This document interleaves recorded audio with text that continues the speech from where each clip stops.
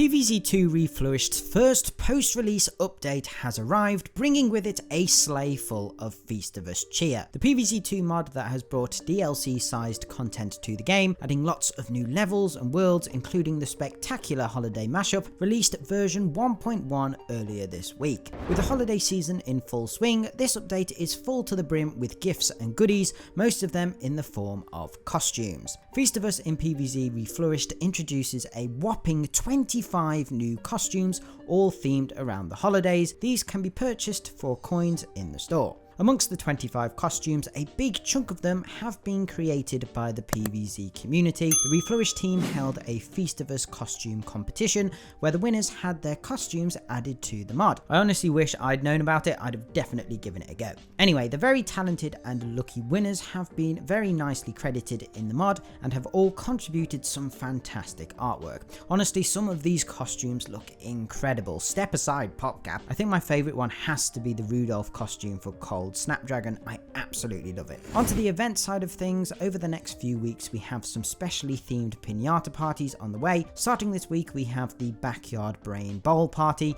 which runs until December 18th, and then from the 19th until January 5th we have the Feastivus pinata party. This update also introduces timed events, the first one being Feastivus. This is going to run at the same time as the Feastivus pinata party from December 19th until January 5th. Battle your way through 24 Feastivus Insanity levels to unlock a very snazzy walnut costume and other prizes along the way. Just note that timed events are only unlocked after completing Ancient Egypt level 10. On to more general updates. If you head over to the Almanac, all plants and zombies have now been updated with detailed stats. This includes stuff like actual numbers for zombie speeds, a breakdown of armor health like cones and buckets, details such as lifespan for Puffshroom and leaf damage for Holly Barrier. Basically, it just makes everything a bit clearer and gives you a better picture of how damage and other stats are calculated. A couple of other general changes include the ability to check the mod version from the start screen. Just head into the settings and you'll see both the game and mod versions. Expansion quests are now available after players have beaten the first level of any world. Several icons and text items have been updated,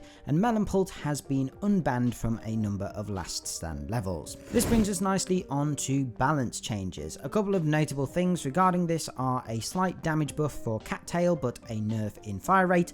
A range bug has also been fixed.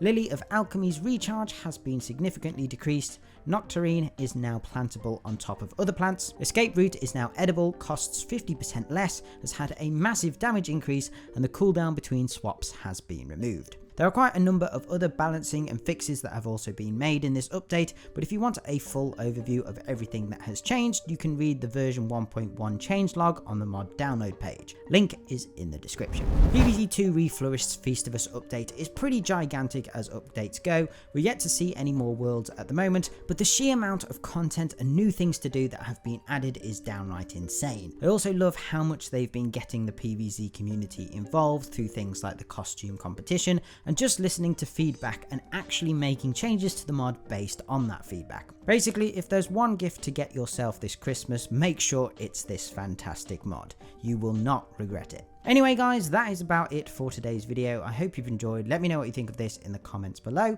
But other than that, remember to hit those like and subscribe buttons, turn on notifications, and if you'd like to support the channel further, check out my Patreon page by clicking on screen or through the link in the description. Okay, thanks guys. Bye. Bye.